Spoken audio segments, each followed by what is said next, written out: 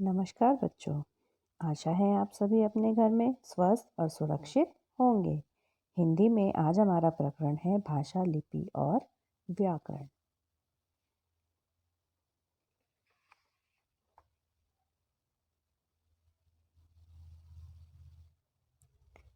बच्चों, हम कई माध्यमों से अपने मन के भाव व विचार प्रकट करते हैं। जैसे चित्र में दिखाया गया है, बातचीत के द्वारा, पढ़कर या फिर लिखकर। ये सारे के सारे माध्यमों के द्वारा हम क्या करते हैं, हमारे मन में जो भी विचार आते हैं उनको हम प्रकट करते हैं, दूसरों को समझाने का प्रयास करते हैं। और इन्हीं माध्यमों को हम कहते हैं भाषा। आइए अब हम भाषा के विषय में पढ़ते हैं कि भाषा किसे कहते हैं। बोलकर या लिखकर अपने भावों या विचारों के आदान प्रदान का साधन ही भाषा कहलाता है। यानी कि जब भी हम बोलकर या लिखकर अपने विचारों को दूसरे को समझाते हैं या दूसरे के विचारों को समझने का प्रयास करते हैं, तो इसी साधन को हम भाषा कहते हैं। जैसे भाषा के अलग अलग प्रकार हो सकते हैं, जैसे कि बातचीत के द्वारा, पढ़कर या लिखकर। ये सारे के सारे माध्यम वे माध्यम हैं जिनके द्वारा हम अपने विचारों को लोगों को समझाने की कोशिश करते हैं और लोगों के विचारों को समझने की कोशिश करते हैं। तो ये सभी भाषा के माध्यम हैं। भाषा के रूप। आइए अब हम भाषा के रूप के विषय में पढ़ेंगे कि भाषा के कितने रूप होते हैं। भाषा के 2 रूप होते हैं, लिखित भाषा, मौखिक भाषा।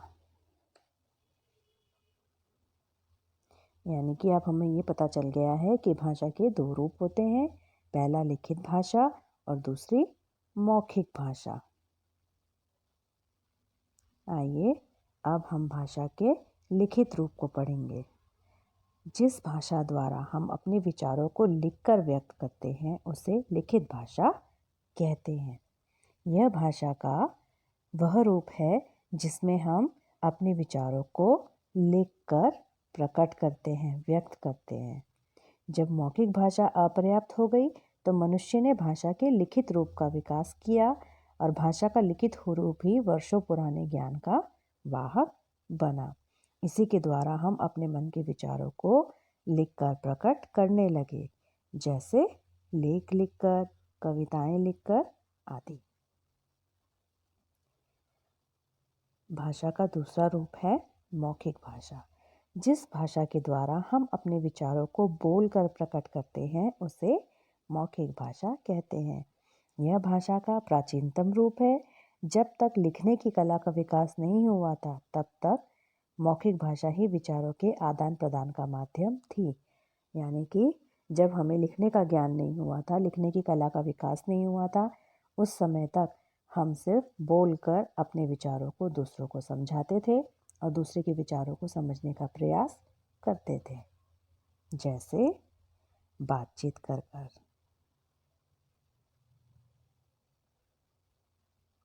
लिपि। मौखिक ध्वनियों को लिखित रूप में प्रकट करने के लिए निश्चित किए गए चिन्हों की व्यवस्था को लिपि कहते हैं। अर्थात हम ये कह सकते हैं कि जो मौखिक ध्वनियाँ हमारे मुंह से निकलती हैं, जब उन्हें हमें लिखित रूप देना होता है तो हम कुछ निश्चित चिन्ह होते हैं जिनका की प्रयोग करते हैं और इन्हीं चिन्हों की व्यवस्था को हम लिपि कहते हैं। प्रत्येक लिखित भाषा में हर ध्वनि के लिए चिन्ह होते हैं जिसे वर्ण कहते हैं और इन चिन्हों को लिखने की विधि ही लिपि कहलाती है। जैसे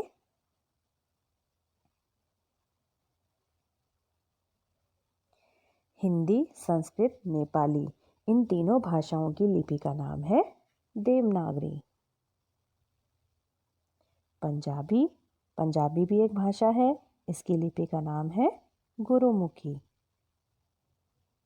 उर्दू, उर्दू भाषा की लिपि का नाम है फारसी। अंग्रेजी, अंग्रेजी भाषा की लिपि का नाम है रोमन। तो बच्चों, इस तरीके से हमने भाषा और उनकी लिपियों के विषय में पढ़ा। भाषा के शुद्ध रूप का पूर्ण ज्ञान कराने वाला शास्त्र ही व्याकरण कहलाता है। तो बच्चों, यदि भाषा का उच्चारण व लेखन अशुद्ध हो तो अर्थ का अनर्थ हो जाता है। तो जिस माध्यम के द्वारा हमें भाषा के शुद्ध रूप का ज्ञान होता है उसे हम व्याकरण कहते हैं। जैसे कि मैं आपको एक उदाहरण के द्वारा से समझाती हूँ।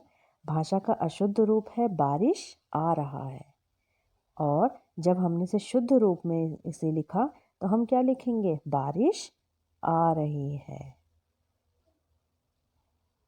ऐसे ही एक और उदाहरण मैं आपको देना चाहूँगी। कल मेरा विद्यालय बंदर खा जाएगा। ये क्या है?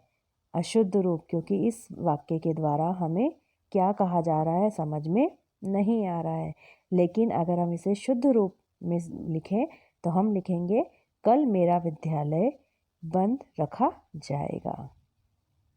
तो इस तरीके से भाषा के शुद्ध रूप का ज्ञान कराने वाला शास्त्र व्याकरण कहलाता है।